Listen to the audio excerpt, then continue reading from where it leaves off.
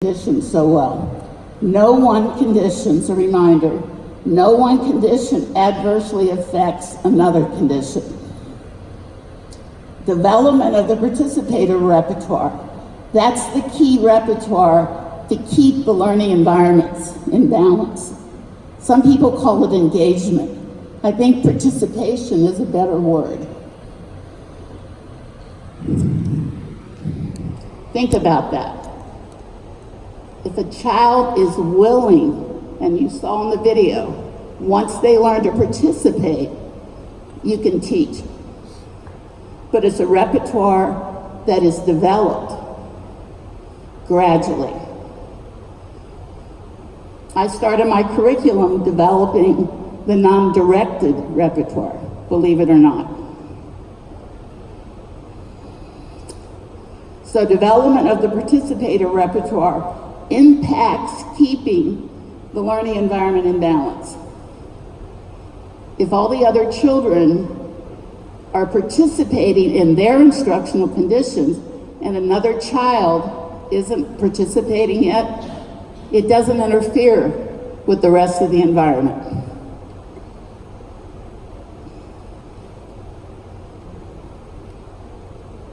Avoid emotion in the learning environment. It only causes commotion.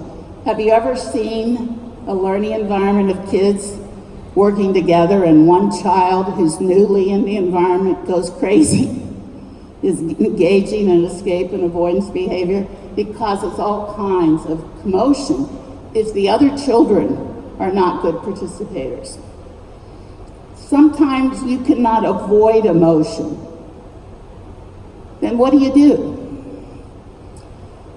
One can avoid commotion by developing the participator repertoires across conditions. Across conditions. Let's watch this next video.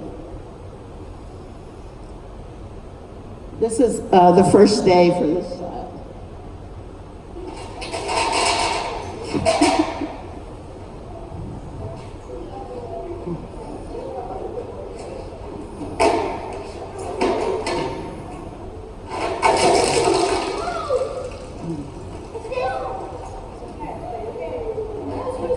Do you ever see any behavior like that?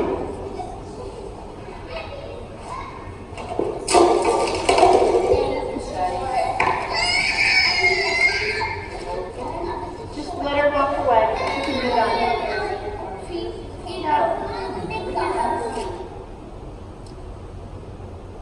The CLM model prohibits the use of coercive practices. Prohibits. We're not into punishment at all.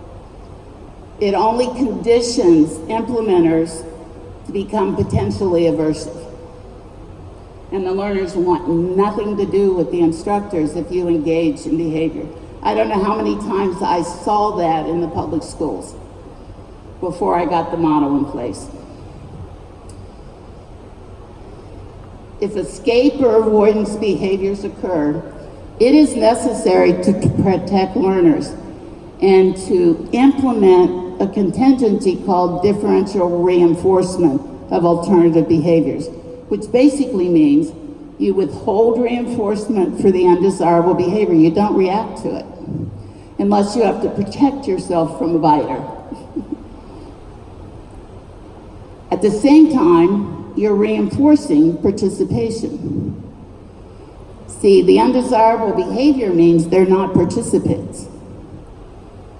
I'll say that again. The undesirable behavior means they've not learned to be good participators in any one of the conditions. Dr. Murray Sidman, who we unfortunately lost this year, has demonstrated many times over in his research the adverse effects of coercive practices on developing desirable behaviors. Me, I say more. This is just a few weeks later. Here she is participating. It's a semi-directed condition. Want to see it again? She's participating in a semi-directed condition.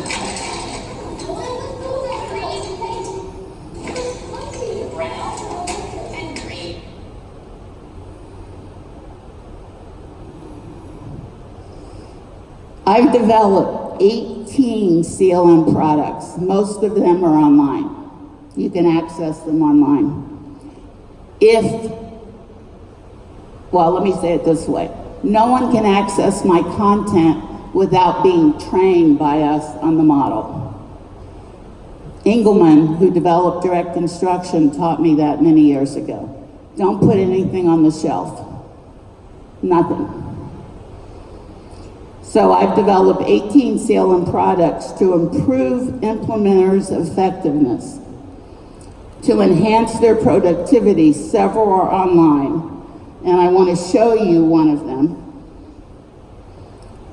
This is an online learner folder. Online learner folder. It houses all the info an implementer needs to formulate, deliver, and monitor CLM for learners. In other words, there's a reinforcer survey, there's a learner profile. In other words, which repertoires, which lessons are we developing each repertoire? There's programming with data. The summary data is automatically graphed either on a standard acceleration chart or an equal interval chart. I only have them take rate data or duration or latency, but I will use count per opportunity that's on an equal interval graph, I think they're called. I forget. I think that's the name of it. All right. They also access all the curricular formats. And I've just released this. It's in a testing mode right now, but it's being used all over the world. I did write a book on ABA contingencies, but I also put in some precision teaching contingencies and some direct instruction contingencies. If you go to my website, I have two websites. The one where you can purchase this booklet is the eLearning Store Incorporated, inc.com. I'll leave that up if you want to take a picture of it. I also converted it into an Apple ebook. And in that Apple ebook, you have the opportunity to see some videos of the contingencies in action.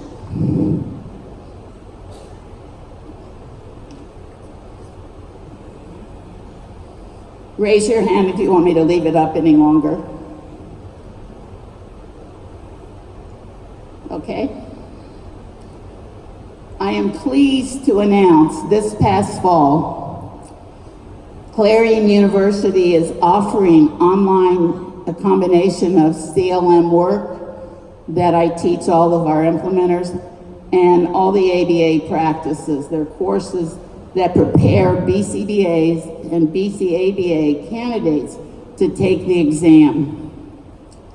If you go to the CLM Center of Excellence and register, you want to go to the course catalog. It's an online program that's been approved by the Behavior Analysis Certification Board.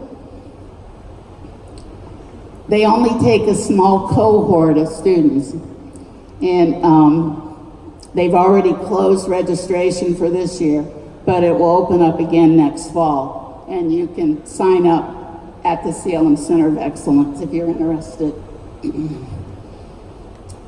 The other thing is, I encourage you to really go to the CLM Center of Excellence because there are a lot of tools that are offered based on the model, so it may be helpful to you.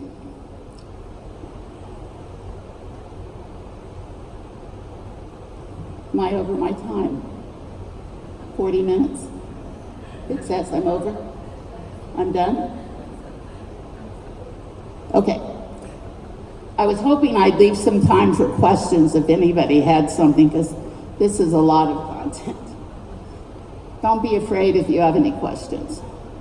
If not, thank you so much for being such good participators. None of you have exhibited any undesirable behavior.